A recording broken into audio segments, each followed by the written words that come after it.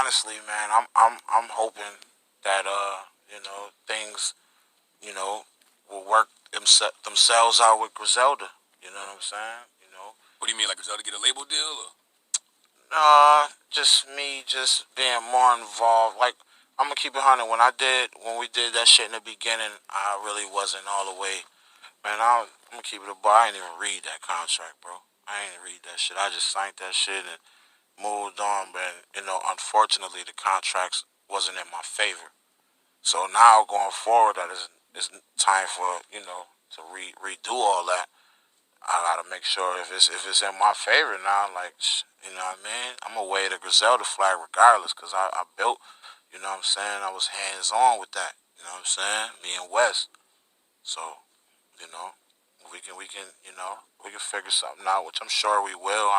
You know what I mean. But that's the first person.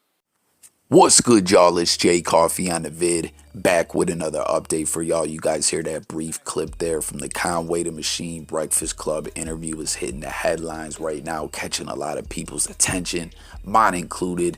Jump in the comments, y'all. Let me know if you guys tapped into the full interview. Conway definitely spoke on a lot, but that's wild, right? He we've heard so many stories over the years of rappers saying, yo, read your contracts, make sure you got a lawyer present, do your due diligence, you know what I mean? Don't get caught up in some bad business, bad paperwork. And Conway, you heard him, the contracts were not in his favor. So we know at times there was a lot of speculation over the Shady Griselda deal, right? Like I blogged on it quite a few times.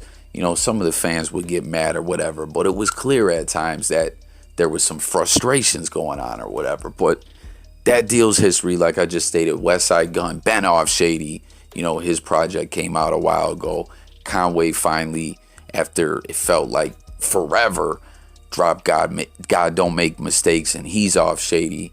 And he shared recently that he's a totally free agent right now. Not just Shady, right? But Griselda as well. And he clarified that it's, even though he is Griselda, he helped build it. Technically, on the business side of things, that's Westsidegunn's label. And then you hear him here, like, as far as Griselda, you heard Charlemagne ask him, like, getting a label deal or whatever. He's like, I don't know, like, we got to figure some things out. At one point in the interview, he flat out says that he doesn't really trust anyone, even Westsidegunn. Like, I'm not trying to make it sound like he was talking greasy, but it just sounds like he kind of has some feelings about the whole ordeal. You know what I mean? Like Charlemagne asked him, everybody ate but you. And he told him pretty much. And he also said, like, they were like, what, you didn't get no money? And he was like, man, I got pocket change. And I'm paraphrasing a bit here, but I don't know, man. It's just kind of wild to hear, we saw all the members of Griselda, evolve and grow as artists and kind of go their separate ways. And, there's definitely not a beef or anything like that.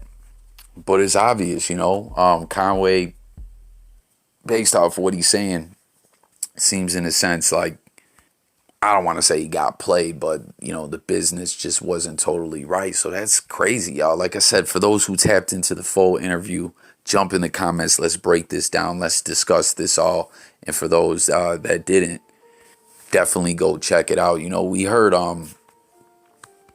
people talk about the Shady Griselda deal many, many times, Like I said a few moments ago, and we've talked about in plenty of other videos, everyone always wanted to know, what's the deal? What's taking forever? Why aren't they dropping projects? Then we found out it's a 3-album deal. And I believe it was just Westside and Conway that were signed, not Benny. That it was a 3-album deal. And we heard it was very friendly to the artists, that they could drop all their independent projects and they were good money. They could pocket all that. They didn't have to break off the label or anything like that. But then you hear Conway saying this, it just kind of is like, man, what? Like, I don't know. Y'all feel me, guys? Comment. Wasn't there always just kind of strange vibes behind the deal? You know what I mean? I don't know. Like, once again, I want to hear from y'all. And for those who are new to the channel, guys, on J Coffee Talk, it's all about hearing from y'all, the people. But who knows what we're going to see in the future, you know? Benny the Butcher, super busy. We're actually about to talk about him in a moment. Westsidegunn kind of seems like he's been chilling. I believe actually musically, isn't he supposed to be retired?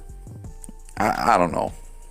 It should be crazy, man, but we'll have to wait and see how it all plays out in the future. But anyways, back to speaking about Benny. Big news for Benny. Jump in the comments, y'all. Let me know if you guys are fucking with that Tana Talk 4. That first single, the 10 More Commandments, kind of seemed like it was getting mixed reviews. You know, a lot of people were like, yo, that's dope.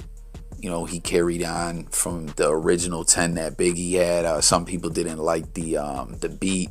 I don't know, you know what I mean? But it looks like Tana Talk 4 is hitting good on the charts, man. About to slide in at the number 15 spot, putting up around 19,000, you know, with the sales, and then the way they factor in the streams or whatever, the equivalency altogether, it's 19K. Now, peep this, the number one album is going to be Durk's new project, but actually in pure sales, Benny put up more numbers than Durk. Like, just real actual sales, Benny got 7,000, Durk 3,000. And I guess some of the fans were like comparing him and Durk, and Benny seems to, you know, think that they were trying to stir the pot. As could peep this post that Benny put up. He put, I could never hate on Durk like y'all hate on me.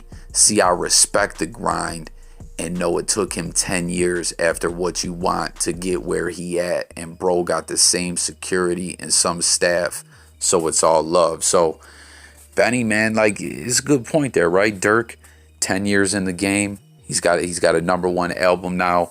Benny, you know, he's been around a couple years, but he's progressing nicely through the ranks, grinding hard. That's one thing we know about all the members of Griselda. They work, they get in the lab, they record music, they drop projects, you know, although it does seem like it's kind of slowed down. Like, it slowed down a lot for Westsidegunn, obviously. Once again, I believe he did say he's retired, but who knows? But, you know, Conway still dropping music, and Benny, it just feels like they slowed down a little bit, you know. But what do they drop? I feel like they normally drop like 4 projects a year. Each of them do. Quarterly. But, man, yeah, that's dope for Benny. Jump in the comments. Let me know what y'all think, man. As we know, he has a situation that he signed with Def Jam.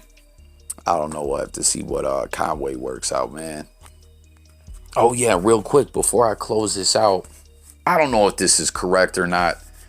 These exact numbers, I don't even want to say them. As you see, they're crazy low, but we're talking about the rise and fall of Slaughterhouse project, which I've been waiting for, you know. I've been blogging on it a bit. You know, we see some tension between some of the members. A lot of people, myself included at times, were like, yo, is this something they're doing to just raise attention to the project, get a buzz surrounding it or whatever? But I really do believe that, you know, Joe Budden and Royce are mad, and like there is tension. But either way, however you feel on that, we're hearing this project flopped really bad, and I'm quite surprised, man. I don't know, are you? Let me know in the comments, and thanks for watching, guys. Don't forget to hit them buttons for me. Stay tuned. More updates coming soon. Y'all know how we rock over here. It's coffee, and I'm gone.